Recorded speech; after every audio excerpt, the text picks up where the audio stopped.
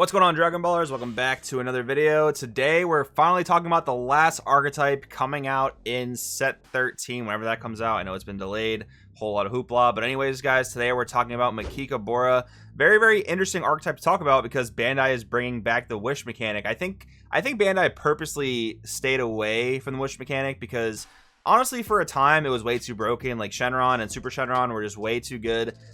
You know, we talk about this a lot.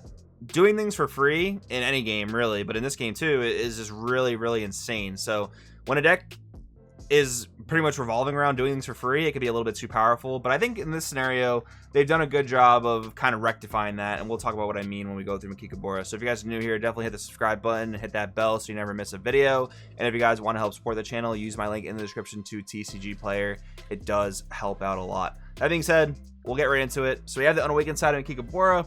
Permanent, you can only include up to 7 Dark Dragon Ball cards in your deck. So keep in mind, like, there are cards in set 13 that count towards this, but this also counts, I believe, all the parasitic Dragon Balls that have come out in the Unison Warrior block so far. I don't really think any of those are going to be too synergistic in this deck, but it is something to just kind of keep in mind. I think, honestly, the ones they printed now, or in set 13 rather, are going to be much better, but something to keep in mind.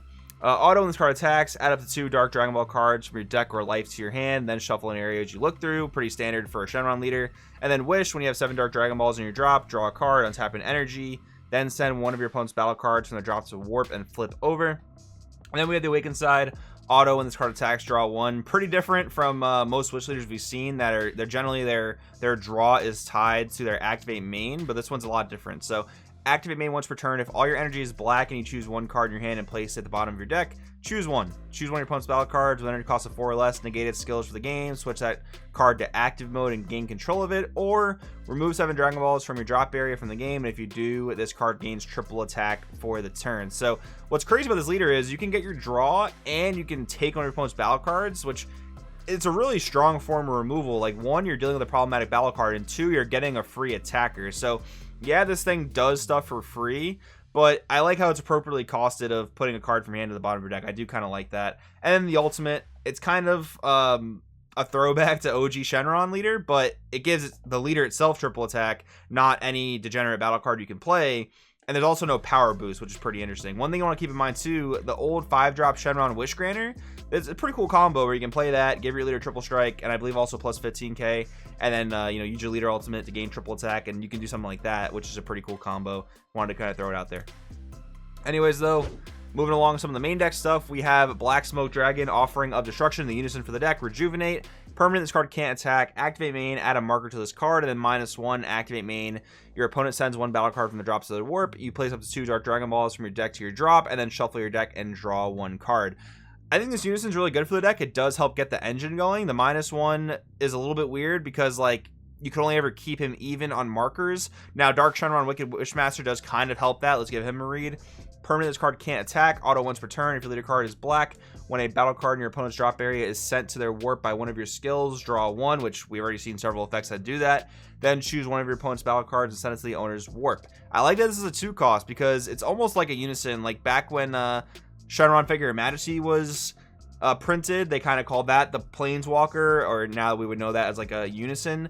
And this is a similar thing. You kind of just play it for its energy cost, but it's a battle card, not a Unison, and it just gives you static effects. Activate main, if your leader card's a Mechikabura card, you choose one of your black Unison cards with a Rejuvenate skill, place this card under the chosen card from your hand, and add a marker to that card. You can't activate main on copies of this card for the turn. So this is actually a way to actually increase the amount of markers on your Unison, which is kind of nice. I don't love how it's a -1 from hand, but I think in a lot of scenarios you'll have to do it. And the fact that your leader basically draws 2 per turn until you flip is pretty solid. Makes this card worth playing in my opinion. Mechikabura, Ritual at hand, 1 drop. When this card's played, draw 1. Activate main for a black. If your leader's Mechikabura only, look at top 7. Play up to 1 black Toa, Shroom, or Salsa with energy costs of 4 and 15,000 power or less among them. Then shuffle your deck. You can't activate main on copies of this card for the turn. Keep in mind, I'm pretty sure there are quite a few Toas you can play off this skill that meet that requirement, but here's the one being printed in set 13.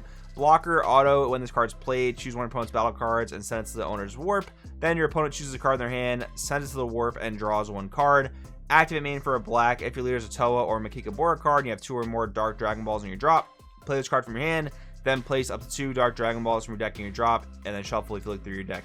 Not bad. It's one of those kind of like engine starter cards where you can play it down, you get some removal, you get to put 2 Dark Dragon Balls to your drop, so that helps you get your Wish Leader awakened, which is kind of nice. Shroom Ritual at hand. We have 4 drop 15k. If you have 2 or more energy, when this card attacks, your opponent chooses a battle card in their drop and sends to the warp. Then you choose up to 1 of their battle cards with an energy cost of 3 or less and send it to the owner's warp. Activate main for a black. If your leader card is Mechikabura only and you have 2 or more Dark Dragon Balls in your drop, play this card from your hand, then place up to 2 Dark Dragon Balls from your deck into your drop, then shuffle your deck if you look through it. Salsa also shares the same activate main. Let's read his autos. When this card's played, your opponent chooses a card in their hand, sends it to the warp, and then draws 1 card. Auto, when this card attacks, your opponent chooses a battle card in their drop and sends it to the warp. Draw 1, and you can't activate the auto skills on copies of this card for the turn. Honestly, these cards they seem pretty decent considering you have that 1 drop Mechikabura to play them. They do also have a way to cheat themselves into play, which is nice. But the thing here is, 1 offers you removal, 1 offers you a bit of draw power. I think it kind of depends on like what the format looks like to determine which one you should play. I mean, you could play both, but honestly, once you start playing all these engine cards that aren't super essential, like I would say they're okay, but not super essential. You already have ways to get Dark Dragon Balls into the drop, so at some point, these cards appear to be overkill. But, you know, if 3 drops really popular in the meta, like King Piccolo, for instance, Shroom could be fine, and if not, then Salsa's probably good. Demon God Poutine Ritual at hand. Counter attack. If your leader is a black Mechikabura, only negate the attack and play this card. Auto, if it's your opponent's turn and you choose 1 card in your hand and place it at the bottom of your deck. When this card's played, your opponent can't attack for the turn unless they choose 2 cards in their hand and send them to the warp each time. So essentially, Mechikabura gets its own in-archetype topo. This card's absolutely incredible. Don't really talk about it too much. Then for some of the boss monsters, we have SS3 Bardock breaking free from the mask, 7 drop 30k, double strike. Auto, once return, add 1 card from light to hand.